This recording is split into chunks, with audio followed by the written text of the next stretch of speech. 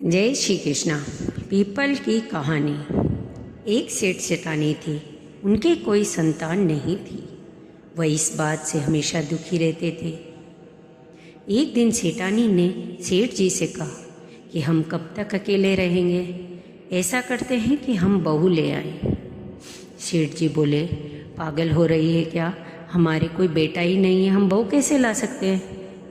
तब सेठानी ने कहा कि हम कह देंगे कि हमारा बेटा काशी में पढ़ता है और हम कटार से शादी करवा देंगे। पहले के समय में ऐसे कटार से शादी हो जाती थी। सेठ जी ने मना किया, पर सेठानी नहीं मानी और उसकी जिद की कारण सेठ जी को उसकी बात माननी पड़ी और उन्होंने कटार से शादी करवाकर बहू घर ले आए। जब सास मंदिर जाती तो बहू को मूंग चावल मिलाकर दे जाती और उनसे कह जाती कि इनको अलग करना और चूल्हे की आग मत बुझने देना।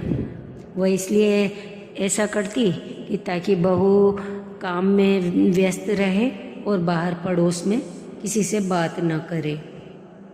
अब एक दिन चूल्हे की आग बुझ गई तो वह पड़ोस में आग लेने गई। तो पड़ोसन ने उससे पूछा कि कभी तेने तेरे पति को देखा है। तो वह बोली कि वह तो काशी पढ़ने गए हैं, मैंने तो नहीं देखा। तो पड़ोसन बोली कि हमने भी कभी नहीं देखा। तो तू ऐसा करना कि अपनी सास से पूछना कि वह काशी से पढ़कर कब आएंगे। अब बहू घर आ गई और जब सास घर आई तो बहू ने उससे पूछा कि सासू माँ कि वो काशी से कब आएंगे, उनको तो बहुत दिन हो गए, अब तो आ जाना चाहिए। तब सास समझ गई किसी ने बहका दिया। दूसरे दिन जब सास मंदिर जाने लगी तो उसके 7 चौबारे थे जिनके हमेशा ताला लगा रहता था। तो उनको वह उन चौबारों की चाबी दे गई। चौबारा होता है बड़ा कमरा जो होता है, उसको चौबारा कहते हैं। तो वो चाबी दे गई कि जब तेरा मन नहीं लगे तो इनको खोलना, इसमें इनमें बहुत से गहने, कपड़े, खाने का सामान, ऐसे बहुत सामान है, तो तू कपड़े पहनना, तेरा मन लग जाएगा। तो अब जैसे ही सास गई तब उसने एक एक करके सारे कमरे खोले, कपड़े पहने, गहने पहने। फिर जब उसने 7वां चौबारे का ताला खोला तो वहाँ पर एक शिव मंदिर था, पीपल का पेड़ था। तो वह शिव मंदिर में पूजा करती, रोज़ पीपल के पेड़ की पूजा करती और रोज़ कहती हे पीपल माता, मेरे पति को वापस जल्दी बुलवा दो, काशी से जल्दी बुलवा दो, ऐसे रोज़ प्रार्थना करती। अब एक दिन वो परेशान होकर वो पीपल माता के सामने खूब रोना आया, उसको खूब रोई। तो पीपल में से एक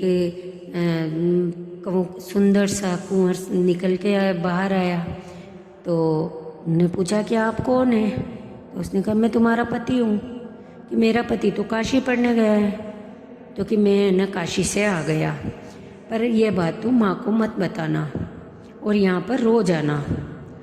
तो अब तो है ना वो खुश रहने लगी, रोज़ जल्दी काम करती और जैसे ही सास मंदिर जाती तो वह 7वें चौबारे में जाकर खूब न चौपड़ पासा खेलती अपने पति के साथ। और जैसे ही सास के मंदिर से आने का टाइम होता वापस आ जाती। ऐसे बहुत समय निकलने लगा। अब एक दिन बहू सास से बोली कि सासू माँ मेरी गोद भराई कराओ।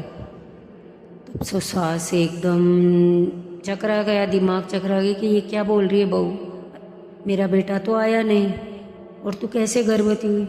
वो सब मैं बाद में बताऊंगी जब मैं चौक पर बैठूंगी, आप मेरी गोद भराई कराओ। तो उसने जिद पकड़ ली। तो सास अपने सेठ जी से बोली कि भाई बहू कह रही है कि उसकी गोद भराई कराओ। सेठ जी ने कहा पहले तो तेने कटार से शादी करवा दी और अब जब बेटा है ही नहीं और बहू की गोद भराई करवाऊंगा तो मेरी दुनिया हंसेगी, मेरी जगह हंसाई क्यों करवाती हो। पर जब सेठानी ने जीत पकड़ ली तो सेठ जी ने सब जगह निमंत्रण दे दिए, पूरे गांव में निमंत्रण दे दिए। और सब लोगों को यह उत्साह कि कभी सेठ जी का बेटा देखा नहीं, चलो इस बहाने बेटा देखेंगे। तो सारा गांव, सब रिश्तेदार सब इकट्ठे हो गए। अब बहू ने साथ में घर का ताला खोल के रखा और जैसे ही चौक पर बैठने का मुहूर्त आया, वो बहू चौक पर बैठी तो झट से साथ में चौबारे में से वो सुंदर सा राजकुमार सा कुंवर निकल कर आया और बहू के पास बैठ गया। सास ससुर उसके देख के चौंक गए। वो बहू से बोले, बहू ये कौन है? तो बहू बोली कि सासू माँ ये आपका बेटा है।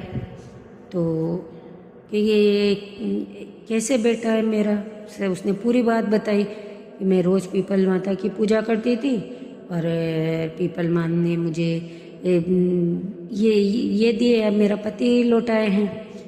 सब तो सेठ सेठानी का खुशी का ठिकाना नहीं था। बहुत खुश हुए, खूब धूमधाम से उन्होंने गोद भराई करी। सब गांव के लोग देखकर बहुत खुश हुए कि सेठ सेठानी के इतना सुंदर बेटा था, इसीलिए इन्होंने अब तक छिपा के रखा। और सास तो पे बहू के पैर लगे कि बहू तेरे भाग्य से ही मुझे बेटा मिला, नहीं तो मेरे तो बेटा ही नहीं था। हे पीपल माता, जैसे सेठ सेठानी और उसकी बहू का मनोरथ पूर्ण किया, इसे सबकी का मनोरथ पूर्ण करना, सबको खुश रखना। बोलिए पीपल माता की जय। धन्यवाद। कृपया मेरा चैनल सब्सक्राइब करें।